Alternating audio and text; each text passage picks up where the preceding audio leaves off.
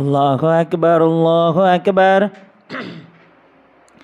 الله أكبر الله أكبر أشهد أن لا إله إلا الله أشهد أن لا إله إلا الله أشهد أن محمدا رسول الله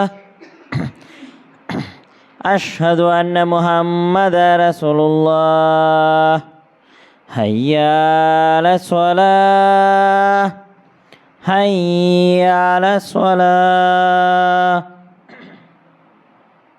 حي على الفلاح حي على الفلاح الله أكبر الله أكبر لا إله إلا الله.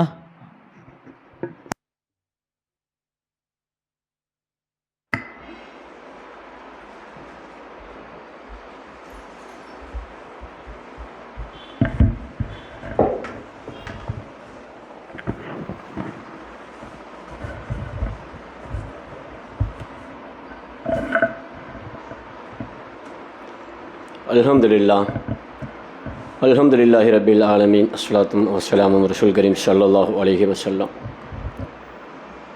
கால நபீனா ஸல்லல்லாஹு அலைஹி வஸல்லம் வ அர்ஸனல் இன்ன ஹதீஸி கிதாபுல்லாஹ் வ அர்ஸனல் இன்ன கலிமாத்துல்லாஹ் வ அர்ஸனல் ஹைரல் ஹதியு ஹதியு முஹம்மதின் ஸல்லல்லாஹு அலைஹி வஸல்லம் வ ஷர்ரல் உமூரி முஹதஸாத்துஹா வ குல்லு முஹதஸத்தின் பித்ஆ وكل بدعة ضلالة وكل ضلالة في النار أو كما قال نبينا صلى الله عليه وسلم اللهم ربنا رب اشرح لي صدري ويسر لي أمري واحلل عقدة من لساني يفقهوا قولي اللهم صل على محمد وعلى آل محمد كما صليت على إبراهيم وعلى آل إبراهيم إنك حميد مجيد اللهم بارك على محمد وعلى آل محمد كما باركت على إبراهيم وعلى آل إبراهيم إنك حميد مجيد والعصر إن الإنسان لفي خسر إلا الذين آمنوا وعملوا الصالحات وتواصوا بالحق وتواصوا بالصبر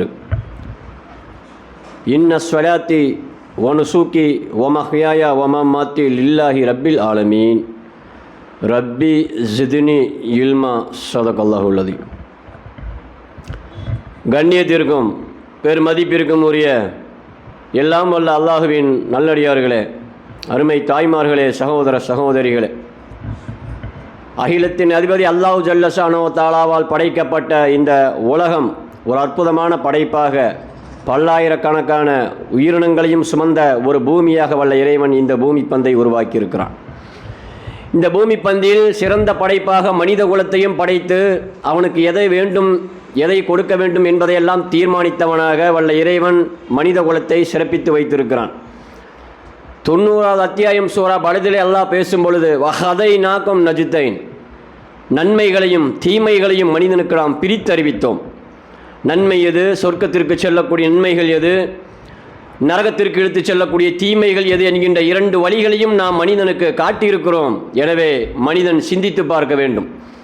சொர்க்கத்திற்கு செல்லக்கூடிய வழிவகை எது, தீமையாக காரியத்தை செய்து நரகத்திற்கு செல்லக்கூடிய வழிவகை எது என்பதையெல்லாம் மனிதன் சிந்தித்து பார்க்கட்டும். அஃபலா எதத்தஃபலுனல் குர்ஆன், இந்த குர்ஆனை அவன் சிந்திக்கட்டும். எனது வேதமாகிய, எனது அறிவுரையாகிய, எனது வழிகாட்டியாகிய இந்த திருமறை குர்ஆனை அவன் சிந்தித்து பார்க்க வேண்டும், படித்து பார்க்க வேண்டும், சிந்தித்து பார்க்க வேண்டும். சிந்தித்து பார்த்தால் போதுமானது. அவன் சொர்க்கத்திற்கு செல்லக்கூடிய மிக எளிதான வழியாக இந்த திருமறை குர்ஆன் இருக்கிறது. இது இஸ்லாமிய கோட்பாடு. அந்த அடிப்படையிலே உலகத்தில் வாழக்கூடிய கோடிக்கணக்கான மக்கள், ஒவ்வொரு மக்களும் ஒவ்வொரு சமுதாயமும் தாங்கள் எந்த பாதையை தேர்ந்தெடுக்க வேண்டும் என்று அவரவர்கள் விருப்பத்திற்கு இணங்க தேர்ந்தெடுத்து கொண்டு சொல்லிக் கொண்டிருப்பதை பார்த்து கொண்டிருக்கிறோம். அந்த அடிப்படையிலே உலகத்தில் எந்த சமுதாயமும் பின்பற்றாத, எந்த ஒரு சமூகமும் பின்பற்றாத அல்லது பின்பற்றினால் நேர்வழி பெறும் என்கின்ற அடிப்படையிலான இந்த மார்க்கத்தை, இஸ்லாமிய மார்க்கத்தை முஸ்லிம்கள் ஆகிய நாம் மட்டும் பின்பற்றி கொண்டிருக்கிறோம். இறைவன் என்பவன் யார் என்பதை தெளிவாக புரிந்து கொண்டால் அடுத்து இஸ்லாத்தையும் வந்து வரலாம்.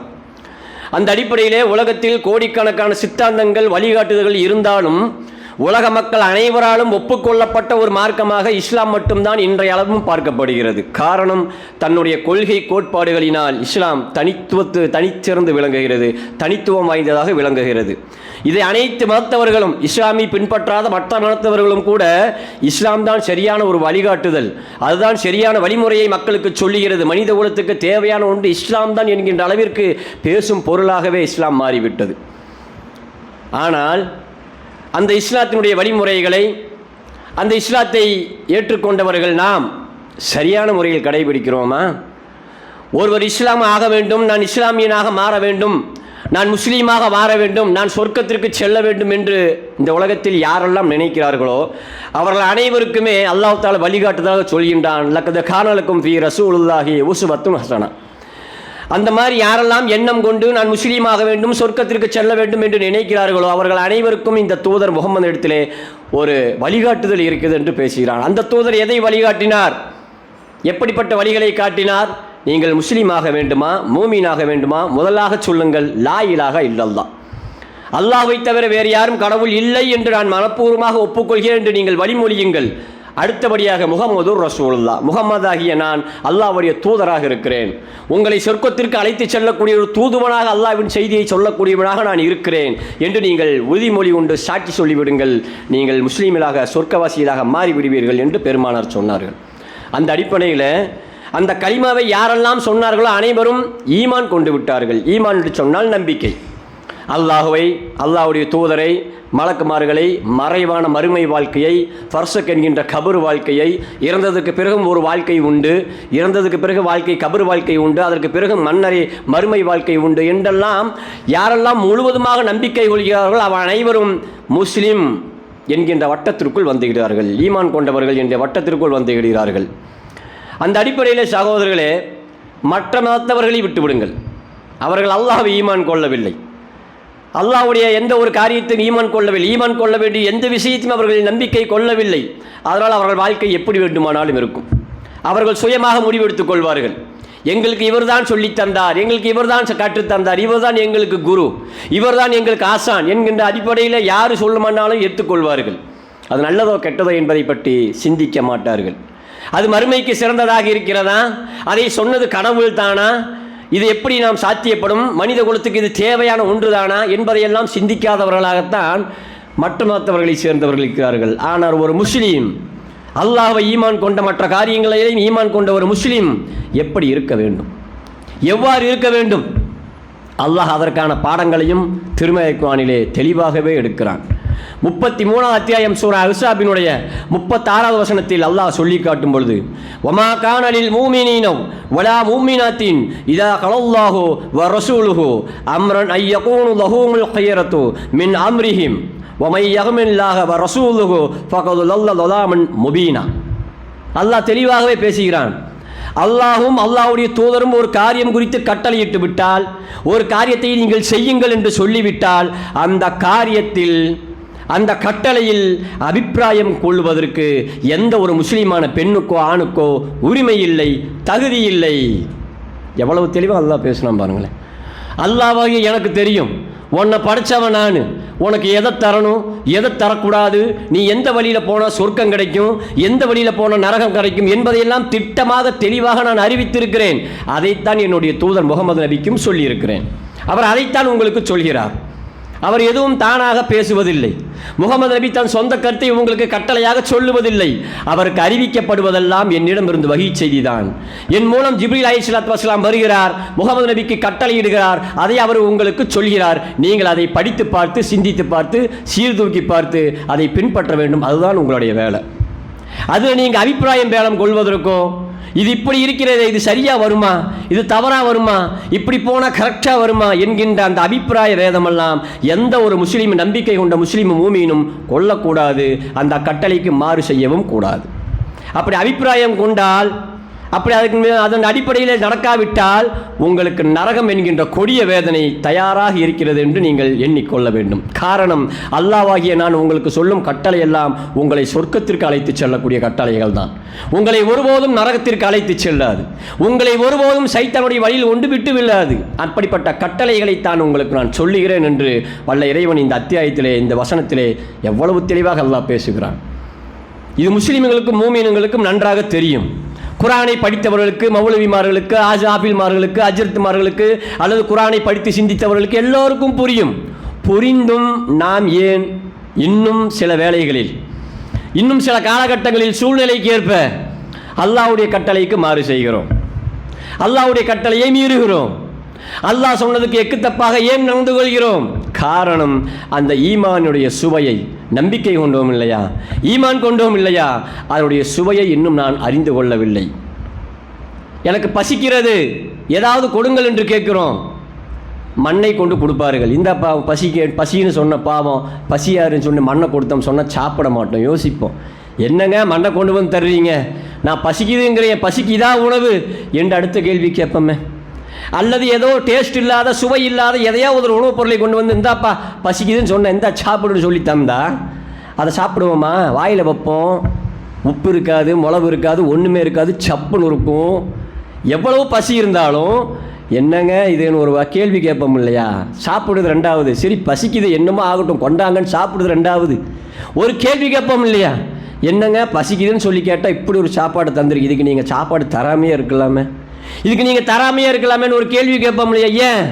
டேஸ்ட் இல்லை, சாப்பாடு சரியில்லை, இது சாப்பிட்டா எனக்கு ஒத்துக்காது, இது சாப்பிட்டா எனக்கு நான் ஜீரணிக்க முடியல என்கின்ற கேள்வியெல்லாம் நம் சொந்த விஷயம்னு வரும்போது வருகிறது. மறுமை என்று வரும்போது ஏன் இந்த சிந்தனை இல்லை?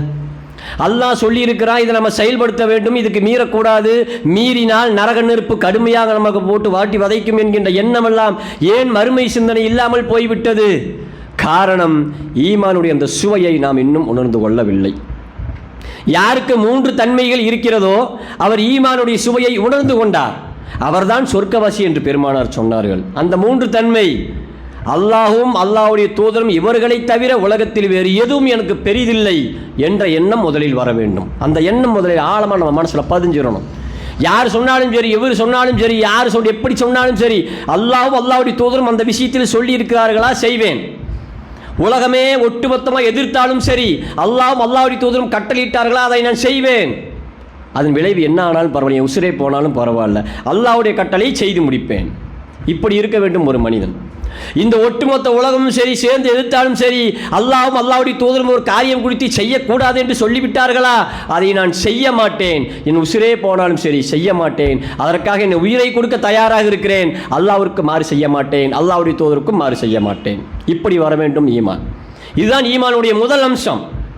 இரண்டாவது அம்சம், அல்லாஹ்வும் அல்லாஹ்வுடைய தூதரையும் விட வேற யாரையும் அதிகமாக நீங்கள் நேசித்து விடக்கூடாது.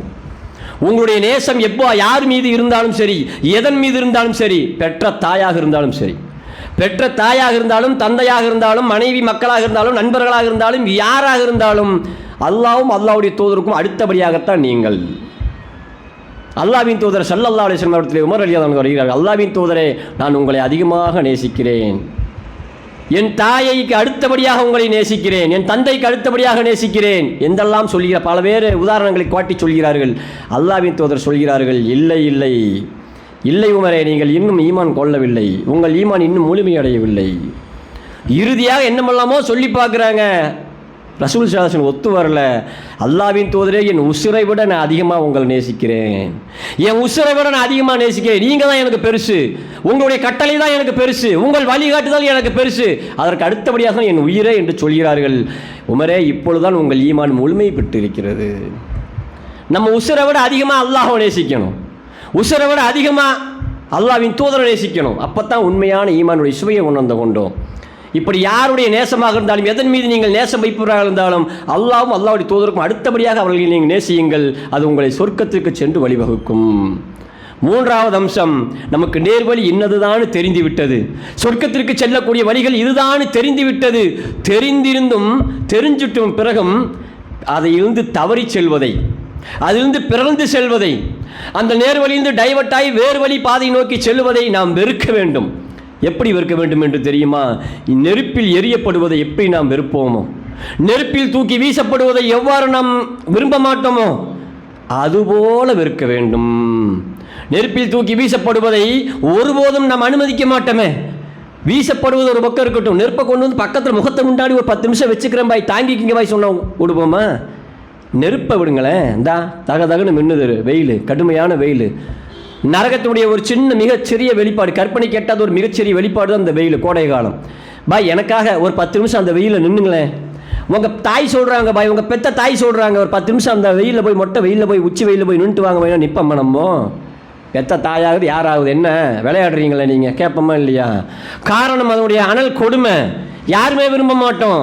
இப்படி எப்படி நீங்கள் விரும்ப மாட்டீர்களோ, நெருப்பில் எரிவதை விரும்ப மாட்டீர்களோ, அதே போன்று நீங்கள் நேர்வழி அடைந்தது பிறகு, இன்னதுதான் நேர்வழி என்று தெரிந்த பிறகும் அதை விட்டும் வெறுத்து ஓடுவதை, நீங்கள் நெருப்பில் வீசப்படுவதை வெறுப்பதை போன்று வெறுக்க வேண்டும். இந்த 3 தன்மை, அல்லாஹ்வுடைய தூதரும் தான் எல்லாத்தையும் விட முக்கியம். நான் யாரை நேசிப்பதாக இருந்தாலும் இவங்க இருவருக்கு அடுத்தபடியாக தான் நேசிப்பேன். 3வது எனக்கு நேர்வழி கிடைத்து விட்டது, இதிலிருந்து வழி தவறுவதை நான் ஒருபோதும் விரும்ப மாட்டேன் என்று 3 தன்மை யாரிடம் இருக்கிறதோ அவர்கள் ஈமானை பாதுகாத்துக் கொண்டார்கள். அவருடைய ஈமான் அவர்களிடத்தில் வெற்றி பெற்று விட்டது. அல்லாஹ்விடத்தில் அவர்கள் சுகவாசியர்கள், சொர்க்கவாசியர்கள் அனாரி மறுமையில் சந்திப்பார்கள். காரணம், இந்த 3 தன்மை வேரூன்றி இருந்தால்தான் உலகத்தில் எந்த நிகழ்வுகள் நம்மளை சுற்றி நடந்தாலும் சரி, எந்த நிகழ்வுகள் நம்மளை சுற்றி நடந்தாலும் சரி, யார் எது பேசினாலும் சரி, நம்மளுடைய ஈமான் பாதுகாக்கப்படும். இந்த 3 தன்மைகள் ஆழமாக இருந்தால். பாய் வாங்க பாய் போகலாம், எங்கே பாய் வாங்க போயிட்டு வரலாம், எங்கேன்னு சொல்லுங்களேன், வாங்க ஏதோ படங்களும் போட்டிருக்கிறேன், எல்லாம் போட்டிருக்கிறேன், ஒரு சின்ன விசேஷம் இருக்குது, வாங்க போயிட்டு வரலாம். எப்படி பாய் விசேஷம், நல்லா இருக்குமா விசேஷம் உண்மையிலேயே இஸ்லாமிய அடிப்படையில் நடக்குதா என்பதாக கேள்வி எல்லாம் கேட்டால் அந்த ஈமான் பாதுகாக்கப்படும். அப்படியா பாய், சரி பாய் உங்களுக்காக வர்றேன், என்ன நான் போனதில்லை இது வரைக்கும், சரி நீங்கள் கூப்பிடுறீங்க, சரி போகலாம் வாங்க அப்படின்னு போயிட்டோம்னா அது வேறு மாதிரி போயிடும். ஈமானுடைய சுய அவர் உணரலை. ஏன்னா போகிற இடம் அந்த மாதிரி இடமா இருக்காது. அல்லாஹ்வும் அல்லாஹ்வுடைய தூதருக்கும் பொருத்தமான இடமா இருக்காது, பொருத்தமான நிகழ்வா இருக்காது. அந்த இடத்துல அல்லாஹ்வும் அல்லாஹ்வுடைய தூதரும் எங்கு இல்லையோ அங்கு சைத்தான் வந்து விடுவான். சைத்தான் அந்த இடத்துல வந்துடுவான். அல்லாஹ்வும் இல்லை, அல்லாஹ்வுடைய தூதரும் இல்லை, 2 பேருடைய வழிகாட்டுதலும் இல்லை என்று சொன்னால் 3வது வழிகாட்டுதல் சைத்தானுடைய வழிகாட்டுதலாக வந்துவிடும். சைத்தான் ஒரு முறை வழிகெடுப்பான், திரும்ப திரும்ப அதிலேயே லைச்சோன்னு வச்சுங்களேன், மொத்தமாக கூட்டிகிட்டு போயிடுவான். அல்லாஹ் ஒரு சின்ன கருப்பு புள்ளி வச்சுருவான் இதயத்தில். சைத்தானுடைய வழியில் கொஞ்சம் நம்ம நேர்ந்து வந்து போயிட்டோம் சொன்னால் இதயத்தில் ஒரு கருப்பு புள்ளி வச்சுருவான். நாம் எப்படி போகிறோம் என்ன போகிறோன்னு பார்த்து மொத்தமாக ஒரு கருப்பு புள்ளி வச்சு விட்ருவான். இறுதியில் அது நரக நெருப்பில் கொண்டு போய் நம்மளை தள்ளிவிடும். நரக நெருப்பு என்பது கர்ண கொடூரமானது, மனித கற்பனைக்கு எட்டாதது. அந்த அளவுக்கு கர்ண கொடூரமானது நரக நெருப்பு. மனிதனுடைய மேனியெல்லாம் உருக்கி நாசமாக்கக்கூடிய நரக நெருப்பு, மூளையெல்லாம் நிரம்பி வழியக்கூடிய நரக நெருப்பு, வாழ்க்கையும் இல்லாமல் மரணமும் இல்லாமல் 2 கட்ட நிலைமையில் துடித்து கொண்டே இருக்கக்கூடிய கர்ண கொடூரமான ஒரு கொடுமை தான் இந்த நரக நெருப்பு. இந்த நரக நெருப்பு நமக்கு வந்து விடக்கூடாது, நரக நெருப்புக்கு நம்ம போயிடக்கூடாது, நம்ம குடும்பமும் போயிடக்கூடாது என்று சொன்னால் இந்த 3 அம்சமும் நம்மிடத்திலே உறுதியாக இருக்க வேண்டும். அப்பொழுதுதான் ஈமான் உறுதிப்படும், நம்பிக்கை உறுதிப்படும். நம்பிக்கை உறுதிப்பட்டால் சொர்க்கத்திற்கு செல்லுவோம். ஆனால் இன்னைக்கு நடக்கக்கூடிய நிகழ்வுகளை பாருங்க, இன்னைக்கு இஸ்லாமிய மக்களுடைய கோலங்களை பாருங்க. 28 நோன்பு வச்சேன், இன்னைக்கு தான் ஒருத்தரை சந்தித்தேன், கை கொடுத்தேன், அவரை பார்த்துட்டேன், எனக்கு கிட்டத்தட்ட பெருநாமாரி தான்.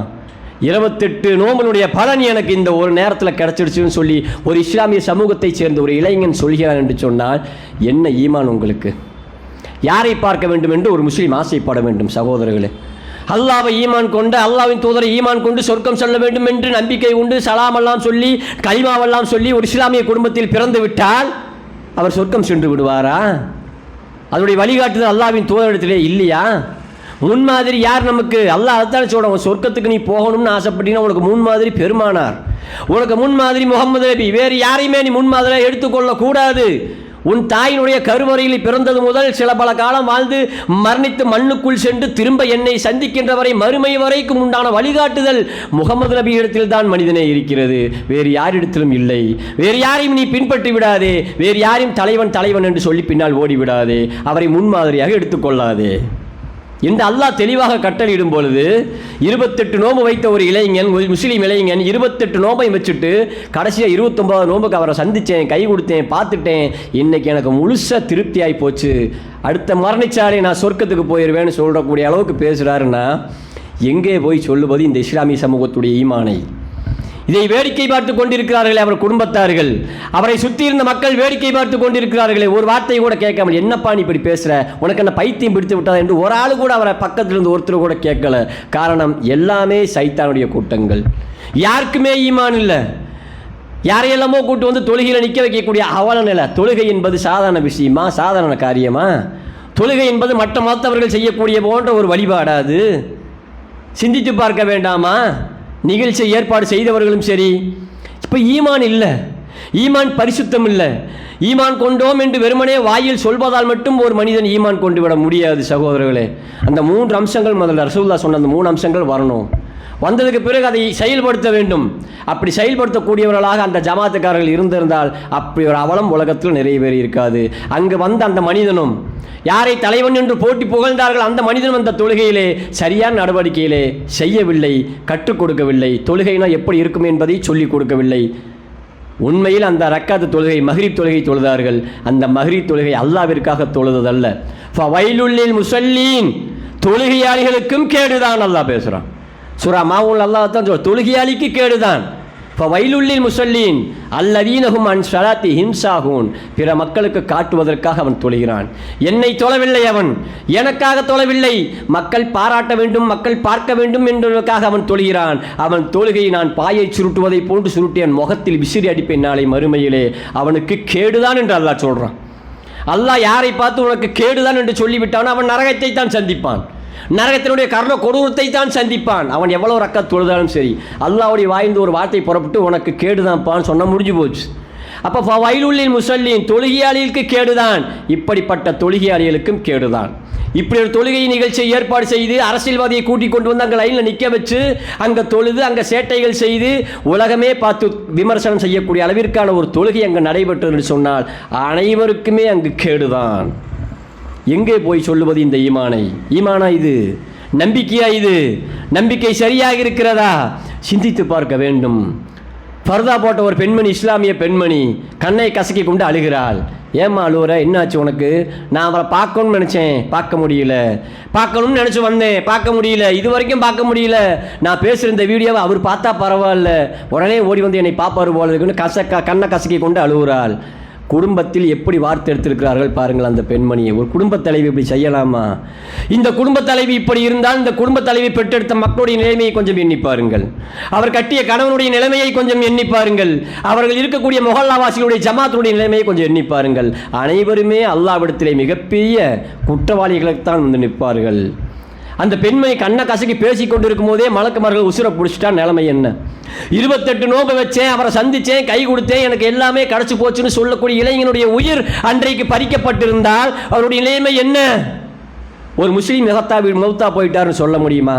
ஒரு இஸ்லாமிய பெண்மணி மௌத்தா போயிட்டாங்கன்னு சொல்ல முடியுமா? அல்லாஹ் குர்ஆனில் பேசுகிறானே, வலா தமூத்துன்ன இல்லா அன்தும் முஸ்லிமூன், முஸ்லீம்களாக தவிர நீங்கள் மரணிக்கக்கூட அல்லாஹ் எச்சரிக்கை பண்ணுறானே. அந்த மரணம் எப்போ வரணும் நமக்கு? ஒரு முஸ்லீமா நம்ம எப்போ மௌத்தா போவோம்? ஒரு இஸ்லாமியனா எப்படி மௌத்தா போவோம்? இந்த ஈமான் உறுதிப்படணும். நாம் சொன்ன இந்த ரசூல் சொன்ன இந்த 3 அம்சங்கள் நம்மகிட்ட உறுதியாக இருக்கணும். அல்லாவும் அல்லாஹ்வுடைய தூதரை மட்டும்தான் அதிகமாக நேசிக்க வேண்டும், வேறு யாரையும் நேசிக்கக்கூடாது. அல்லாஹ்வின் தூதரே, உங்களை நான் அதிகமாக நேசிக்கிறேன், என் உயிரை விட அதிகமாக நேசிக்கிறேன் என்று இன்னொரு தோழர் சொன்ன பொழுது அல்லாஹ்வின் தூதர் சொன்னார்கள் அவரை பார்த்து, நீங்கள் யாரை உலகத்தில் அதிகமாக நேசிக்கிறீர்களோ அவரோடு நாளை மறுமையில் இருப்பீர்கள். யாரை இந்த உலகத்தில் அதிகமாக நேசிக்கிறீர்களோ தோழர்களே, அவரோடு தான் நீங்கள் மறுமையில் இருப்பீர்கள். என்னையும் என்னுடைய அல்லாஹ்வையும் என்னையும் நீங்கள் அதிகமாக நேசித்தால் என்னோடு நீங்கள் மறுமையில் இருப்பீர்கள். அல்லது இந்த உலகத்தில் யாரை நீங்கள் அதிகமாக நேசித்தால் அவர்களோடு தான் மறுமையில் இருப்பீர்கள் என்று பெருமானார் சொன்னார்கள். அந்த அடிப்படையில் சகோதரர்களே, அல்லாஹ்வை ஈமான் கொண்டோம், மற்ற விஷயங்களெல்லாம் ஈமான் கொண்டோம். ஈமானில் உறுதியாக இருக்கிறோமா? அந்த ஈமான் நம்மிடத்திலே பாதுகாக்கப்படுகிறதா? அல்லது அந்த ஈமானை உலக விஷயங்களுக்காக விட்டு விட்டோமா? உலக கேவலங்களுக்காக, பொருளாதாரத்துக்காக, மற்ற விஷயங்களுக்காக, தாய்க்காக, தந்தைக்காக, மற்றவர்களுக்காக இந்த ஈமானை பறிகொடுத்து விட்டோமா என்பதையெல்லாம் சிந்தித்து சீர்தூக்கி பார்க்க வேண்டும். காரணம், நாளை மறுமை என்பது கர்ண கொடூரமான ஒன்று. மறுமையினுடைய நிகழ்வுகள் மிக மோசமான ஒன்று. அந்த மறுமையினுடைய நிகழ்விலே அல்லாஹ்வின் சன்னிதானத்திலே உலக மக்கள் அனைவரும் ஒன்று சேர்ந்து நிற்கும் பொழுது எல்லா மதத்தவர்களும் நிற்பார்கள், முஸ்லிம் என்கின்ற சொல்லக்கூடிய முஸ்லிம்கள் நிற்பார்கள். ஆனாலும் எல்லோருக்கும் நிலைமை ஒரே மாதிரி இருக்கும். யாரும் மற்றவர்களை பற்றி சிந்திக்க மாட்டார்கள். யாரும் யாரையை பற்றி சிந்திக்க மாட்டார்கள், அங்கே தன்னை பற்றி மட்டுமே சிந்திப்பார்கள். நமக்கு என்ன கதியோ, நாளை நான் அல்லாஹ் தஆலா அடுத்து நம்மளை கூப்பிடுவானோ கூப்பிட மாட்டானோ, என்ன கேள்வி கேட்பானோ, நமக்கு நரகமோ சொர்க்கமோ என்கின்ற அந்த வேகால் அந்த சிந்தனை திறனிலேயே ஒவ்வொரு மனிதனும் இருப்பார்கள். அன்றைய நாளிலே ஒவ்வொரு மனிதனும் வெறுண்டு ஓடுவான். அல்லாஹ் பேசுகிறான். 80 அத்தியாயம் சூரா அபசாவில் பேசுகிறான் அல்லாஹ். ஒவ்வொரு மனிதனும் நாளை மறுமையிலே வெறுண்டு ஓடுவான். தன் தாயை விட்டும், தன் தந்தையை விட்டும், தன் மனைவியை விட்டும், தன் மக்களை விட்டும், தன் சொந்த பந்தங்களை விட்டும், தன் சகோதரனை விட்டும், நண்பர்களை விட்டும் ஒவ்வொரு மனிதனும் வெறுண்டு ஓடுவான்.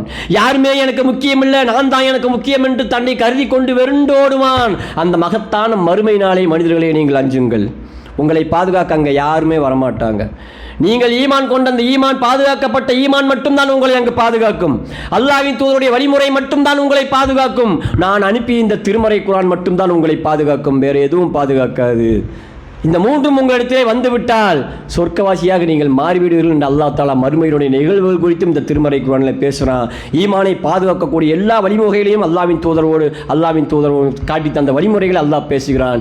இந்த அடிப்படையில் நாம் ஈமானை பறிகொடுக்காமல், எந்த ஒரு காரணத்துக்காகவும் யாருக்காக வேண்டியும் ஈமானை விட்டு விடாமல் அதை பாதுகாக்க வேண்டிய முறையில் பாதுகாத்து அதன் அடிப்படையில் நடைபெற்றால் மட்டும்தான் அல்லாஹ் சுவனம் என்கின்ற அந்த சொர்க்கச்சோலையை நமக்கு தருவான்.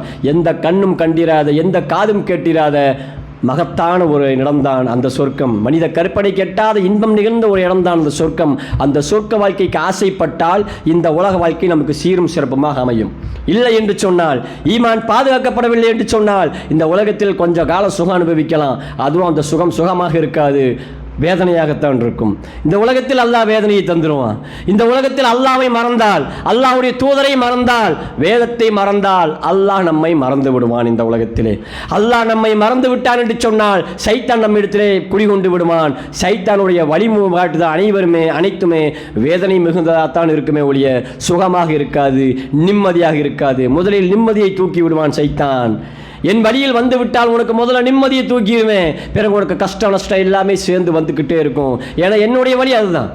சைத்தானாகிய என்னுடைய வழி கஷ்டம் நஷ்டம் துன்பம் துயரம் உள்ளெல்லாம் நிறைஞ்சது தான். அதை நீ தேர்ந்தெடுத்துட்டேன்னா உன்னுடைய வாழ்க்கை இங்கே கஷ்டமாயிரும், மறுமையிலையும் மிகப்பெரிய வேதனை ஆயிரும் என்று சொல்லி சைத்தான் வாக்களிக்கிறான். ஆனால் அல்லாஹ் வாக்களிக்கிறான், நீ அப்படி போயிடாத, சைத்தானுடைய வழியில் போயிடாத, என்னுடைய வழியில் வா, என்னுடைய தூதர் சொன்ன வழியில் வா, என்னை ஈமான் கொள், என் தூதரை ஈமான் கொள், அந்த ஈமானை பாதுகாத்துக்கொள். இந்த உலக வாழ்க்கை ஒரு கவர்ச்சி, இது வீணும் வேடிக்கையும் தவிர வேறு ஒன்றுமே இல்லை. இது இன்னைக்கு இருந்து நாளைக்கு காணாமல் போயிடும். பல் தூசிரும் ஹயாத துன்யா வல் ஆஹிரத்து ஹைரும் வாபுக்கா. என்னிடத்திலே மறுமை தான் நிலையானது. அந்த மறுமை வாழ்க்கை ஒன்றை குறிக்கோளாக கொண்டு உன் ஈமானை பாதுகாத்துக்கொள். இந்த உலகத்திலே நான் உன்னை பாதுகாக்கிறேன். ஃபதுக்குரூனி, என்னை நினைவுகூர். அதுக்குருக்கும் நான் உன்னை நினைவு கூறுறேன். எந்த நேரமும் என்னை நினைவு கூறிக்கொண்டிரு. நீ எந்த பேச்சை பேசுவதாக இருந்தாலும், எந்த செயலை செய்துவதாக இருந்தாலும், எங்கு போனாலும், எங்கு வந்தாலும், எங்கு இருந்தாலும் என்னை மறக்காமல் நினைவு கூறிவிடு. என்னை திக்ரு செய், உன்னை நான் நினைவு கூறுறேன். இந்த உலகத்தில் உன்னை நினைவு கூறுறேன். உன் வாழ்க்கை சீரும் சிறப்புமாக்குறேன், சுகமாக ஆக்குறேன். நாளை மறுமையிலும் உன்னை மிகப்பெரிய சொர்க்கவாசியாக மாற்றுகிறேன் என்று அல்லாஹ் வாக்குறுதி அளிக்கிறான். சகோதர சகோதரிகளே, அந்த அடிப்படையிலே வெறுமனே மனதளவில் ஈமான் கொண்டு, வாயளவில் ஈமான் கொண்டு சொல்லிவிட்டால் மட்டும் அந்த ஈமான் பத்தாது, அல்லாஹ்விடத்தில் எடுபடாது.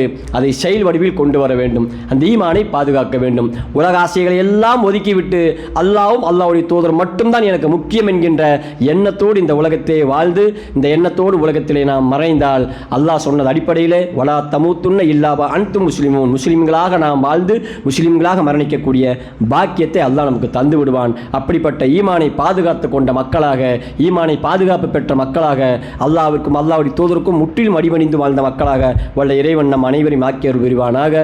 வாஹிர்தவான அல்ஹம்துலில்லாஹி ரப்பில் ஆலமீன்.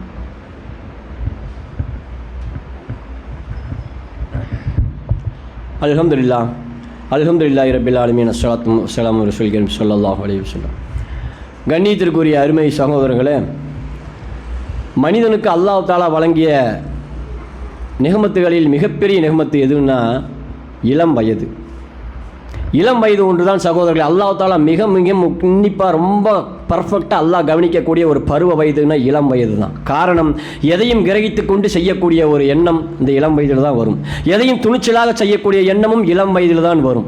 அது எதையும் துணிந்து செய்ய வேண்டும், அதை சாதித்து காட்ட வேண்டுகின்ற எண்ணம் முதுமை வயதில் பெரும்பாலும் யாருக்கு வர்றதில்லை. ஈமான் உறுதிப்படக்கூடிய அந்த பருவம் இளம் வயது தான். அந்த இளம் வயதில் நாம் ஈமானை பாதுகாத்து விட்டால் இறுதி மூச்சு வரைக்கும் அது நம்மிடம் பாதுகாப்பு பெற்றுவிடும். இல்லை என்று சொன்னால் நிலைமை மிக மோசமாகிவிடும். அப்படிப்பட்ட சில இளைஞர்களை பற்றி அல்லாஹ் பேசுகிறான். ஒரு இளைஞன், அல்லாஹ்வை ஈமான் கொண்ட இளைஞன் எவ்வாறு இருக்க வேண்டும், எப்படி இருக்க வேண்டும் என்று அல்லாஹ் திருமறை குர்ஆனிலே பேசுகிறான். 18வது அத்தியாயம் சூரா கஹ்ஃப், குகைவாசிகள் என்று சொல்லக்கூடிய இந்த அத்தியாயத்தினுடைய 10வது வசனத்தில் பேசுகிறான். அவள் ஃபித்யத்து இல்லல் கௌஃபி ஃபகாலு ரப்பனா ஆத்தினா மின் லதுன்க ரஹமத்து வ ஹய்யி லனா மின் அம்ரினா ரஷதா. சில இளைஞர்கள் வாழ்ந்தார்கள் ஈசா அலைஹிஸ்ஸலாத்து வஸலாம் அவர்களுக்கு பிறகு. அவருடைய அல்லாஹ் உயிரோடு மேலே தூக்கிவிட்ட பிறகு வந்த காலகட்டத்திலே சில இளைஞர்கள் வாழ்ந்தார்கள். அந்த காலகட்டத்தில் அல்லாஹ்வை மட்டுமே ஈமான் கொண்டார்கள். அல்லாஹ்வுடைய தூதர் ஈசா அலைஹிஸ்ஸலாத்து வஸலாம் அவர்கள் ஈமான் கொண்டார்கள். மீதி அனைவருமே இணை வைப்பிலே மிக உறுதியாக இருந்தார்கள். அவர்கள் வாழ்ந்த அந்த பகுதி முழுக்க முழுக்க இணை வைப்பிலே இருந்தது. அந்த இளைஞர்கள் மட்டும் இணை வைப்பின் பக்கம் போகாமல் அவர்கள் அல்லாஹ்வின் மீது கொண்ட நம்பிக்கையிலே உறுதியாக இருந்தார்கள். அந்த உறுதியை பார்த்து அந்த நாட்டினுடைய அரசன் கூட அவர்களை கூப்பிட்டு அனுப்பினான். என்ன உங்கள் காரியம் என்ன? நாங்கள் எல்லாம் சிலைகளை வணங்கி கொண்டிருக்கிறோம், நீங்கள் மட்டும் அல்லாஹ் அல்லாஹ் என்று சொல்லி கொண்டிருக்கிறீர்களே, என்ன காரணம், உங்கள் விஷயம் என்ன என்று கேட்டபொழுது அந்த இளைஞர்கள் அந்த அரசனை பார்த்து சொன்னார்கள், நாங்கள் அல்லாஹ்வை ஈமான் கொண்டோம், அல்லாஹ்வுடைய தூதர் ஈசாவை ஈமான் கொண்டோம். ஈசா என்பவர் கடவுள் அல்ல, ஈசா என்பவர் கடவுள் அல்ல, அல்லாஹ் தான் கடவுள், அல்லாஹ்வால் அனுப்பப்பட்ட தூதர் தான் ஈசா, எங்களுக்கு நேர்வழி காட்ட சொல்லி இந்த சமுதாயத்துக்கு அனுப்பப்பட்ட தூதர் தான் ஈசா. எனவே ஈசாவை நாங்கள் தூதராகத்தான் பார்ப்போம், அல்லாஹ்வை மட்டும்தான் கடவுளாக பார்ப்போம் என்று உறுதியாக அந்த அரசன் முன்னால் சொன்னார்கள். அந்த உறுதியை பாதுகாப்பதற்காக அல்லாஹ் தஆலா அவர்களை குகையில் தஞ்சமடைய செய்து 100 வருடங்களுக்கு மேலாக தூங்கச் செய்தான். இந்த வசனங்களை நீங்கள் அந்த கஹ்ஃபுடைய அத்தியாயத்தில் பார்த்தபோது விரிவாக தெரியும். அப்போ ஒரு அரசன் முன்னிலையில் அடுத்து என்ன நடக்கும்? நம்ம ஒரு உண்மையை பேசுகிறோம், ஒரு விஷயத்தை சொல்கிறோம், ஒருவேளை அவனுக்கு அந்த அரசனுக்கு பிடிக்கலைன்னு சொன்னால் அதிகாரத்தை பயன்படுத்தி என்ன வேணாலும் செய்யலாம். நம்மளை ஃபிரௌன் செஞ்சானே அந்த மாதிரி என்ன வேணாலும் பண்ணலாம், ஏது வேணாலும் செய்யலாம் என்பதை கூட சிந்திக்காமல் எங்களுக்கு அல்லாஹ் தான் முக்கியம், அல்லாஹ்வுடைய தூதர் தான் முக்கியம் என்று சொல்லி அந்த மக்கள் அல்லாஹ்விடத்தில் இப்படிப்பட்ட பிரார்த்தனை செய்தார்கள். எங்கள் இறைவா, நீ உன்னிடமிருந்து எங்களுக்கு ரஹமத்தை அருள்வாயாக, இன்னும் நீ எங்களுக்கு எங்கள் காரியத்தை பயனுள்ளதாக ஆக்கி தருவாயாக. யா அல்லாஹ், உன்னுடைய ரஹமத்து எங்களுக்கு வேணும், நீ தான் எங்களுக்கு கடவுள், உன்னுடைய ரஹமத்து எங்களுக்கு வேணும். உன்னை நம்பிக்கை இல்லாமல் உனக்கு ஈமான் வச்சு இணை வைக்கிறாங்க, இதற்கான எந்த ஆதாரமும் இவங்கள்ட்ட இல்லை, ஆனால் நாங்கள் உன்னை தான் நம்புகிறோம், நீ தான் கடவுள் என்று உறுதியாக நம்புகிறோம், நீ எங்களுக்கு காட்டிய வழி தான் நேர்வழி என்று உறுதியாக நம்புகிறோம். உன்னுடைய ரஹமத்தை எங்களுக்கு அருள் புரிவாயாக, எங்கள் பாதங்களை சீர்படுத்துவாயாக, எங்கள் காரியங்களை எங்களுக்கு பலனுள்ளதாக ஆக்கி தருவாயாக என்று ஈமானை பாதுகாக்கக்கூடிய அற்புதமான ஒரு பிரார்த்தனை அல்லாஹ்விடத்தில் கேட்டார்கள். அந்த அடிப்படையில் அவர்களுடைய பிரார்த்தனை அங்கீகரித்த இறைவன் அவர்களை குகைக்குள் தஞ்சமடைய செய்து சில பல காலம் வாழச் செய்து பிறகு தூங்கச் செய்து பிறகு மரணிக்கும் செய்த செய்தி அல்லாஹ் சொல்கிறான். அப்போ ஒரு முஸ்லீம் இளைஞன் இப்படித்தான் இருக்கணும்.